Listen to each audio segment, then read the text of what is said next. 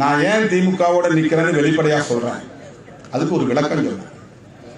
சில அற்பர்கள், அரசியல் அறியாமையில் உழலும் அற்பர்கள், சங்கிகளின் எடுபிடிகள், சொம்பு தூக்கிகள், நான் ஏதோ வேற வழியே இல்லாம அங்க கிடக்கிறேன், முட்டு கொடுக்குறேன், தாங்கி பிடிக்கிறேன், 2 சீட்டுக்காக நிற்கிறேன் அப்படின்னு அவதூறு பரப்புகிறார்கள்.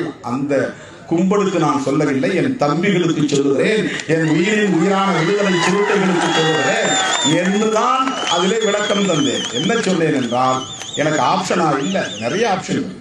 அந்த ஆப்ஷன்லாம் நான் ஏன் ஓபன் பண்ணி வைக்கல, அதை ஏன் நான் ஹோல்டு பண்ணி வைக்கல? நான் நினைச்சா விஜய்கிட்டு ஹோல்டு பண்ணி வைக்கலாம், எடப்பாடி பழனிசாமி அவருக்கு ஹோல்டு பண்ணலாம். ஏன் பிஜேபி கிட்ட கூட நாளைக்கே போய் இல்லைங்க நாங்க 2 MP உங்களுக்கு சப்போர்ட் பண்றோம் அப்படின்னு சொன்னா மோடி வேணாம்னு சொல்லிடுவாரா? அமித்ஷா வேணாம்னு சொல்லிடுவாரா?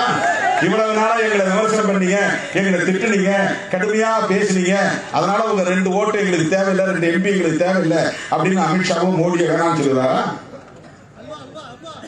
மிக உயர்ந்த ஒரு அதிகாரியை அழைத்து என்னை பேசினான். இன்னைக்கு சொல்றேன், அகில இந்திய அளவில் டெல்லியில மிக உயர்ந்த அதிகாரியை அழைத்து பேசினார். நான் கையெழுத்து கும்பிட்டு, ஐயா எங்களுக்கு எங்க ஏற்றுக்கிட்ட கொள்கைக்கு அழைத்து உடன்பாடு மன்னிச்சு இல்ல, உங்க ஜனங்களுக்கு ஏதாவது நீங்க பண்ணலாம் இல்லையா? பிரதமரை வந்து சந்திக்கலாம் இல்லையா? நிறைய ஸ்கீம் வாங்கி கொடுக்கலாம், எஸ்சி மக்களுக்கு நிறைய ஸ்கீம் இருக்கு, அதையெல்லாம் செய்ய சொல்லுவோம். உங்களுடைய அன்புக்கு நன்றியா நான் வரேன்.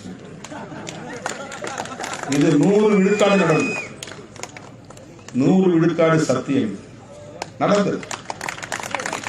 கொஞ்சம் நான் மனம் மாறினா என் வாழ்க்கையே வேறுதானே, இந்த கட்சியின் நிலையே வேறுதானே. இந்த இடத்துல நீங்க அனுமதி கொடுக்காம உங்களால் தடுத்திருக்க முடியுமா? இங்க வராதுன்னு உங்களால் சொல்லியிருக்க முடியுமா? கடைசி நிமிஷம்ல லாரியில போட்டு கூட்டம் போட்டு உங்களால் சொல்ல முடியுமா? தட ஓடி வந்து ஐயா வாங்க வாங்க வாங்க வாங்க, எங்க வேணாலும் கூட்டம் போட்டுங்க, எப்படி வேணாலும் மேடை போட்டுங்க, அப்படித்தானே உங்களால சொல்ல முடியும்? கையில பகல் இருந்தா. இதெல்லாம் தெரியாமல நாங்க இருக்கிறோம். இதெல்லாம் தெரிஞ்சும் இந்த கதவை எங்க வீட்டு கதவை சாத்துறோம், உங்க வீட்டு கதவை இல்லை.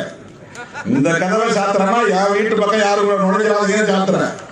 இந்த பக்கம் கதவை சாத்துறேன், இவன் இந்த பக்கம் நுழைஞ்ச கூடாதுன்னு கதவை சாத்துறேன்.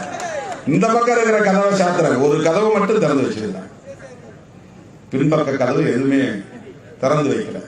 நாங்கள் மதசார்பற்ற முற்போக்கு கூட்டணி, இதுல நான் உறுதியாக இருக்கிறோம். அந்த கூட்டணியை உருவாக்கியதில் திருமாவளவனுக்கும் பங்கு உண்டு.